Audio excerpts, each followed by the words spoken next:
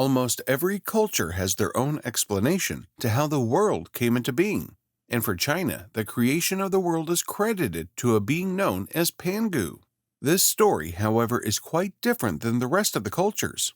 How? Hello, and welcome back to our channel, where today we'll look into the creation story from Chinese mythology. But before we begin, make sure to hit the like and subscribe button so you don't miss out on our future uploads. Now, let's begin. So prior to the creation of the heavens or the earth, Pangu was the first creature to come into being.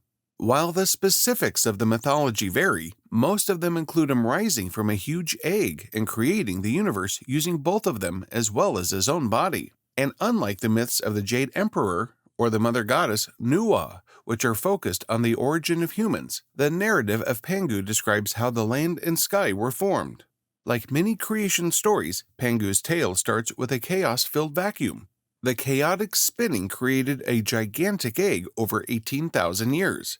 The opposing energies of yin and yang engaged in perpetual conflict.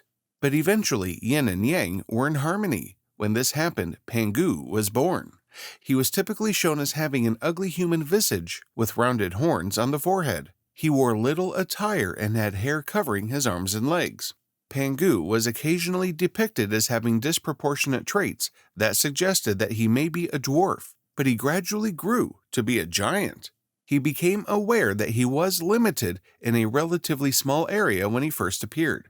So he started to wriggle and twist and ultimately shatter the eggshell and spring forth into space. In one version of the story, the universe's matter was released when the egg ruptured.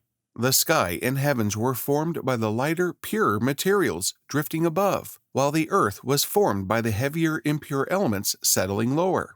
Pangu was concerned that heaven and earth might once again combine in the middle of this new universe. So he made the decision to keep them apart by standing with the heavens above him and the earth beneath him. So he became more and more the thing that kept the two apart. He grew for 18,000 years, reaching a height of 30,000 miles above the planet. He kept the two separate for a long time because he feared the anarchy of his childhood might return. When he finally understood that they were stable, he died. The demise of the enormous giant gave the world a new personality. His legs and arms changed into the four cardinal directions and mountains. His perspiration turned into rain and mist, and his blood changed into rivers. His breath changed into the winds and his speech into the thunder. His veins changed into the roads and walkways, and his hair turned into the grass. His body changed into the dirt of the fields, while his teeth and bones changed into minerals and rocks. His right eye became the moon, and his left eye into the sun up above. Pangu created the world as it is today, both in life and in death. Many generations later, a goddess by the name of 𝐦𝐤𝐤 wandered this untamed land that Pangu had abandoned, and she became lonely in her seclusion. She found herself alone in the world as she slept by a pond and saw her reflection. For company, she vowed to create something resembling herself. She pulled some mud from the pond's edge and formed it into a human figure. Her work was initially lifeless, so she laid it aside. But as soon as it struck the ground, life began to take hold, and the human was soon dancing and enjoying its brand new existence. 𝐦𝐤𝐤 was happy with her invention, so she produced more of them, and the group of little people who had gathered around her quickly made her feel less lonely. She produced them for 2 days, but she was still compelled to produce more.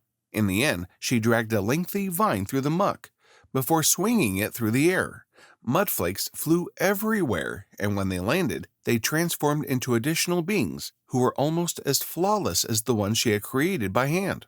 She quickly dispersed mankind over the entire planet. The ones she handcrafted became the aristocrats, while the ones she fashioned from vines became the underprivileged commoners. Even then, 𝐦𝐤𝐤 was aware that her work was lacking since she would need to create more when her previous creations perished. In order to avoid having to create new people to break her isolation, she found a solution by separating the humans into male and female species so that they could breed.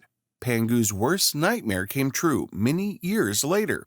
The ground fractured, allowing water to pour in from below and flood the earth, and the heavens fell, leaving holes in the sky. In some locations, fire sprung from the ground, and all around, wild animals came out of the woods to attack the populace. Nuwa repelled the animals and made the world whole. She gathered stones from the river in a variety of hues, lit a fire, and melted them to repair the sky. She patched the cracks in the sky with molten rock and supported it once more with the four legs of a huge turtle. She soon lay down to die from exhaustion, and like Pangu, many more characteristics sprang from her body to embellish the planet that she had repaired. Since Pangu's tale is one of the earliest in Chinese mythology, there are many different versions of it. Although the narrative was first recorded in the 3rd century AD, experts think that it dates back far further. It's been suggested by some that it emerged during or before the Zhou dynasty, which started in 1046 BC. A tale from this dynasty alludes to an early man who divided the sky and the earth, but uses a different name. According to several versions, this is a reworking of the Pangu tale. It is commonly considered that the tale of Pangu may be one of the earliest in China due to its subject matter and rudimentary form. The underlying myth of a giant constructing the world's characteristics and keeping the skies aloft may have originated in the early Bronze Age or perhaps Neolithic history. However, the notions of yin and yang were added later. The similarities between Chinese mythology and the mythologies of other ancient cultures that historians were able to easily identify confirm this theory. However, Pangu's tale is not exclusive to China. Similar tales may be found in the Near East and Europe, two societies that are wholly different from Chinese culture. But how can this be? The different Pangu tales bear striking resemblance to certain well-known European mythology. The first is Ymir, a prehistoric giant from Norse mythology whose body laid the foundation for the earth. As the first creature in creation, Ymir assumed physical form in a void, and his body was utilized quite similarly to Pangu's. While the Ymir version of this tale is the most well-known one today, older instances of a related myth may be discovered throughout the Near East. The mother goddess Tiamat, who resembled a dragon, is said to have given birth to the earth in Mesopotamia. The notion of 4 pillars supporting the sky is another similarity. In Greek mythology, the 4 original titans, who were later replaced by Atlas, were responsible for carrying out this mission. There were 4 dwarves in Norse. These tales are also typically regarded as being extremely old, rather than being unique to their civilizations. It is hard to pinpoint exactly when and how ancient cultures separated due to the absence of written records. Between 8000 and 4000 BC, the oldest Indo-European languages, which have received the greatest attention from academics in the West, first appeared. Human populations were moving over the globe both during and before the period. At least 45,000 years ago, Paleolithic humans migrated through Eurasia and resided in East Asia. As recently as 9,000 years ago, following the end of the last ice age, there was one of the last periods of significant migration. This indicates that before the language and cultural groupings that how we identify existed, people were still traveling around Asia, the Near East, and Europe. Therefore, it is possible that the archetypes of the Pangu tale are far older than any of the distinct cultural groupings that we are now aware of.